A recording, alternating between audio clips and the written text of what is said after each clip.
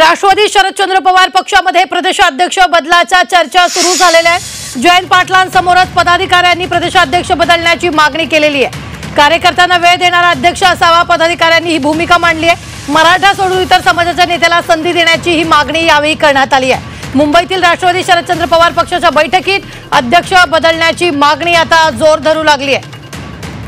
मुंबईत शरद पवारांच्या उपस्थितीत सुरू असलेल्या बैठकीत पदाधिकाऱ्यांनी ही मागणी केलेली आहे। तर जयंत पाटलांसमोरच ही मागणी पदाधिकाऱ्यांनी केलेली आहे।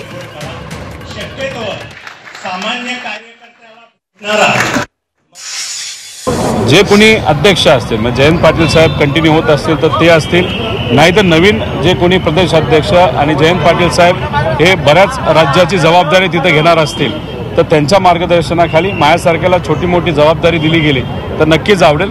पण प्रदेशाध्यक्ष पद हे जयंत पाटील साहेब आणि ते सर्व ठरवतील की नवीन कोणाला द्यायचं। पण दिलं जात असेल तर सामान्य कुटुंबातून एका व्यक्तीला ते जर दिलं गेलं आणि संघटनामध्ये गेले 10-15 वर्ष ज्यांनी काम केलेलं अशा व्यक्तीला दिलं गेलं तर मला असं वाटतं की सर्व पदाधिकारी राज्यातले त्याला स्वागत करतील।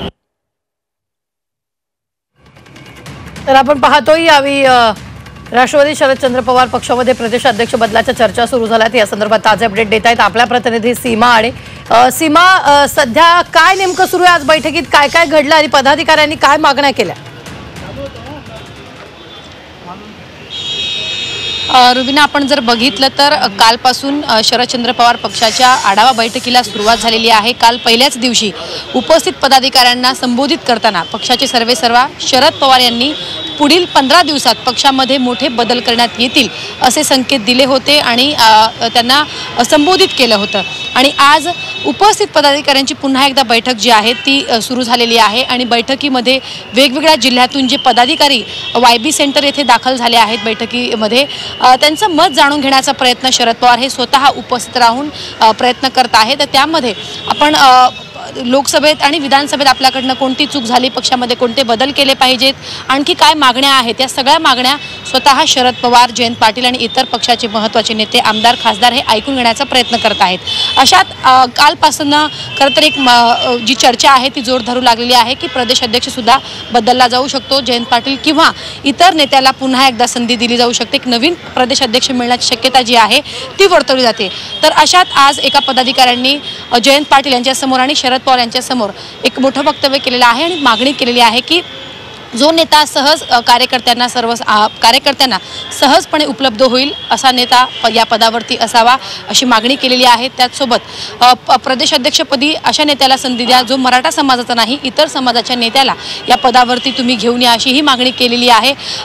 त्यामुळे आता एकच चर्चा पुन्हा एकदा उफाळून येते की आता फक्त नेतेच नाही तर कार्यकर्त्यांमध्ये सुद्धा आता लगबग पाहायला मिळत आहे। त्यांच्यामध्ये सुद्धा आता एक चर्चा होताना आपल्याला पाहायला मिळत आहे की कुठेतरी नवीन प्रदेशाध्यक्ष पक्षाला मिळाला पाहिजे।